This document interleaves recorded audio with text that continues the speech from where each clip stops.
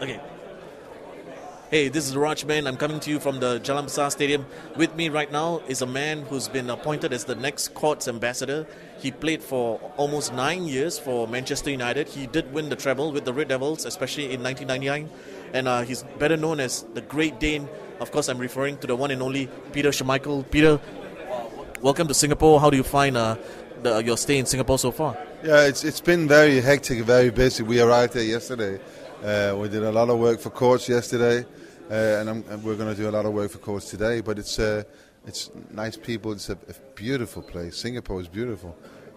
Looking from a car, that is. But no, it is. I heard so many good things about Singapore before coming out here.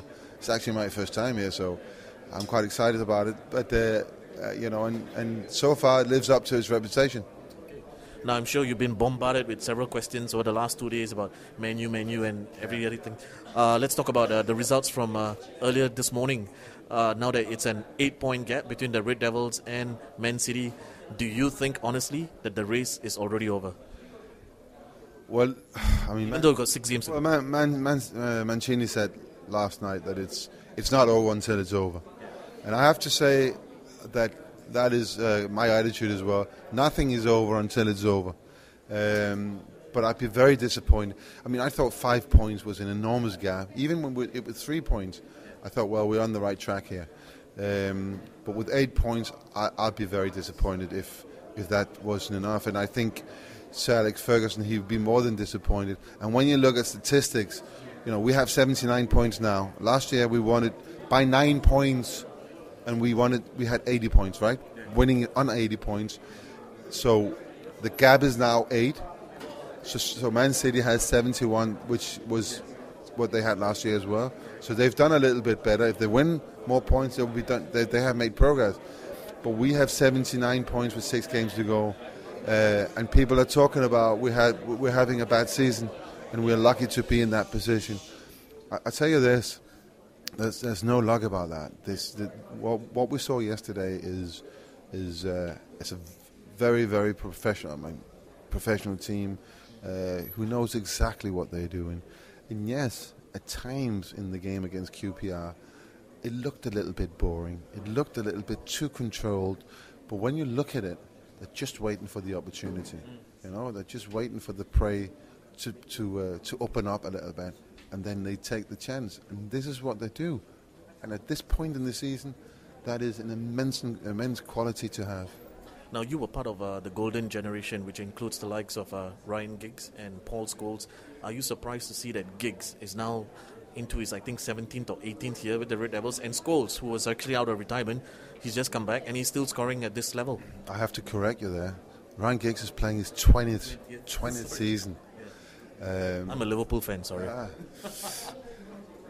Should we talk about that? No, that's a great topic. I enjoy talking about that. The funny thing about Ryan is he actually made his debut before I arrived at the club. So he was a very, very young lad, and he was put into 1 or 2 games in the summer, just before the summer, where I started. So, Scholes and Giggs, the incredible careers they've had. And it ties into with what I said today to the young Lions, Coach Young Lions here. It ties in with, you want to do something, doesn't matter what it is in your life, you want to do something, hard work. And that's you look at Scholes and Giggs, they work incredibly hard. Ryan spends an awful lot of time at the Carrington training facility just to keep himself fit enough to be with the squad, if you like. And this is what it takes. If you want it badly enough, you have to put the hours in. And to see the two of them as influential as they were in the game against Queen's Park Rangers, Scholes, who scored, Ryan came on and changed the pattern of the game. It's really, really great to see that. Last 2 quick questions. Being a Liverpool fan all my life, so speaking to you is still an honor. But the fact is, the Premier League started in 1992. Before that, 26 years, Manchester United had not won the league. Do you think Liverpool fans would still have to suffer another 6 seasons before they actually see the Reds winning the Premiership? I think it's very difficult to compare those 2 periods of time. Football has evolved incredibly in the last 20 years. The Premiership has changed the whole concept of football. The money that goes into football now, I mean, it's just incredible how much money goes into it. And it wasn't back then. So to make a judgment back in sort of the 80s, 90s was much easier than what it is today. An adjustment now, you just see it, Carroll, for instance, £35 million. If you get that wrong, you lose £35 million. You know, and you'll be the judge because that's one of your players. If Kenny Dalglish has got that wrong or not. So Liverpool are so far behind. I think it's 36 points now to the first. That's too much for any club who has ambitions of winning the Premier League. And they start out every season saying this is going to be the year. But to be that number of points behind, that just shows you how far behind everyone else they are. And they need obviously to start making changes.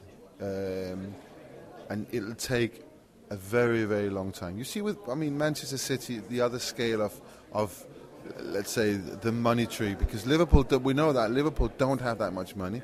Man City has all the money in the world, and they've bought all the players, the best players in the world. Every time Ferguson says, I want to buy this player, Man City go and buy him. So they buy everyone, but still they're 8 points behind in the Premiership table. So it's about buying the right players, having the right squad, having the right manager, having consistency, fans understanding, surrounding understanding what it takes to win. And once you get out of that, once you sort of lose it, because the new generation of Liverpool supporters will not remember Liverpool being a force. I do, because obviously I grew up in the 70s and watched them play in the 80s. They had a fantastic team, and they were winning, and the way they were playing and the way they were winning was great to watch. They will not remember this. For them, it's a different thing. It's the characters on the pitch that will appeal to them. But they will not remember Liverpool being a force. And that's why they'll probably be happy when they win the League Cup, or if they win the FA Cup. But that's not what Liverpool wants. They want the Premier League. And they're a long, long, long way off winning it. Fourth and final question on a personal note. I think you've been quoted as saying that if Ferguson was to retire, Guardiola would be the best person to replace him. But what about yourself? I said what? I think you said Pep Guardiola would be... Well, you see, this is why more often than not we decline to say these things. I very, very clearly said he's not going to retire, and I hope he's not going to retire. But if it happened now, if, for instance, he got ill, you would have to look at what is the best option now. And everybody would probably point to Pep Guardiola right now. But you don't know in 2 years, or in 5 years, or in 7 years if it's Pep Guardiola. You just don't know, because you don't know how far Ferguson, how long he's going to stay in the job. Would you ever consider going back to Old Trafford as the coach? No. Why not? Because I don't think it's for me. Thank you very much, Peter Schmeichel. It's been an honor. Thanks a lot. Cheers.